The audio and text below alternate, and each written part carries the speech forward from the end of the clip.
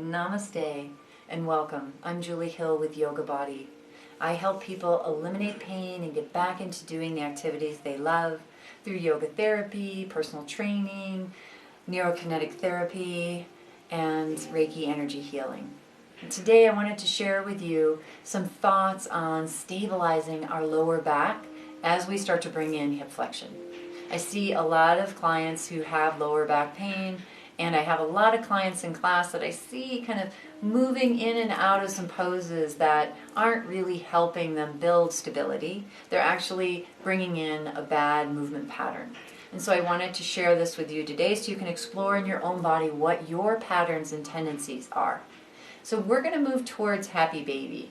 And now I know some of you are like, yes, and some of you are like, no. But just use it as an exploration. So we're going to go ahead and lay down on the floor.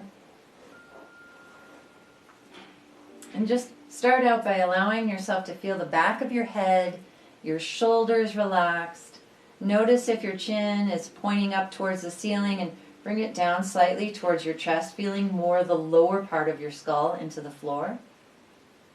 You can feel that natural curve, so you'll have a little bit of lifting on that lower back. We're going to keep that the whole time. You can feel your shoulders kind of separated and kind of open here, and take a couple of breaths. Good, and then from there we're just going to start by lifting a leg up into what would be like a bent knee right over the hip position, and then the other. Now if you did that and you already felt your lower back push down towards the mat, then bring a chair there so that you can rest your legs on that chair and work from there. We want to feel this part of our pelvis or the back of our hips on the floor. We want to keep that connected as we bring in more and more flexion into leg bones, into hips. And so we're going to start out by just placing the hands here. My knees aren't necessarily next to each other, they're a little bit further apart. We're going to put a little energy of the knee into the hand and the hand back into the knee. We're going to notice what happens when we start doing that. Is there this closing up through the shoulders, or is there a kind of a tilting of a head? Just let it relax and breathe.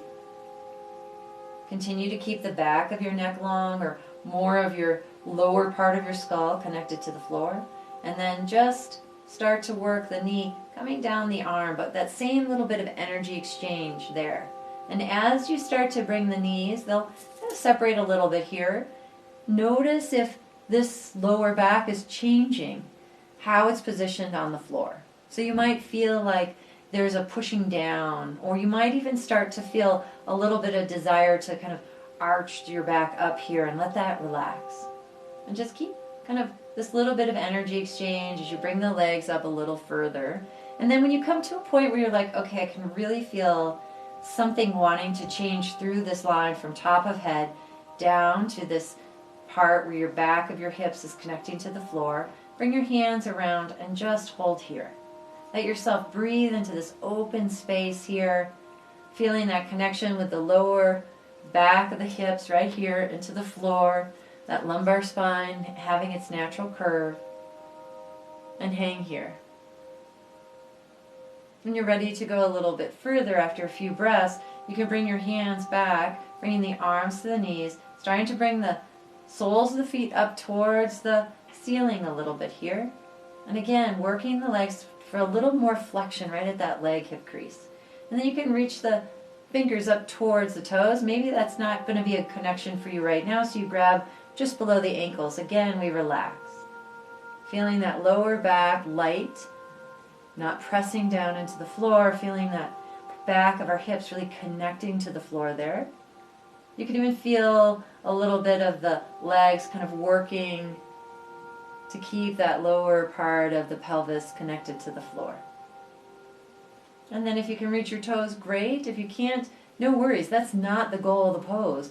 The whole idea here is to build in this stability in our lower back, so that when we're bending down to grab something and picking it up, we have that stability through the back line, so that we don't jeopardize bringing any kind of tension or strain into our lower back.